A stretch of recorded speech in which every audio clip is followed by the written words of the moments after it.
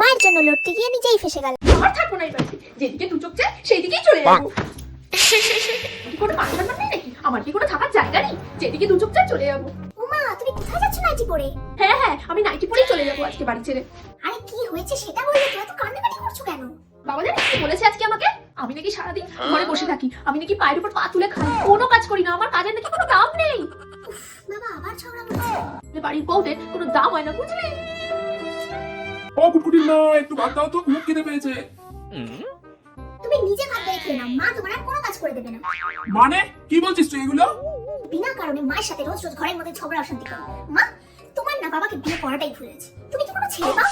বাবাকেই তোমাকে বিয়ে করতে হলো। তুমি যদি অন্য কোনো ছেলের সাথে বিয়ে করতে, তাহলে ঘরের মধ্যে রোজ রোজ একটু ঝগড়া অশান্তি হতো না। ছি ছি, বাবার সাথে এইভাবে কথা বলবি তুই? এই শিক্ষা পেয়েছিস তুই? ওই তো নে। আর কি বললি? তোর বাবাকে খেতে দেওয়া হবে না? হ্যাঁ, জানো লাগছে। আমার স্বামীর সাথে আমার ঝগড়া হয়েছে, আমাকে আমার স্বামী দুটো কথা বলতেই পারে, তুই মাঝখান দিয়ে বলার কে? হ্যাঁ গো, ওর কথা কিছু মনে করো না, আমি তোমায় খেতে দিচ্ছি, চলো। হ্যাঁ ভাত দেবে, চলো। আর আমি তোমার জন্য একটু চুরমুর মাখা এনেছি, তুমি খেতে ভালোবাসো না তাই। ও মা, চুরমুর মাখা। ঠিক আছে চলো, তোমায় ভাত দিই। তোমার ব্যবস্থা আমি করছি, দাঁড়া।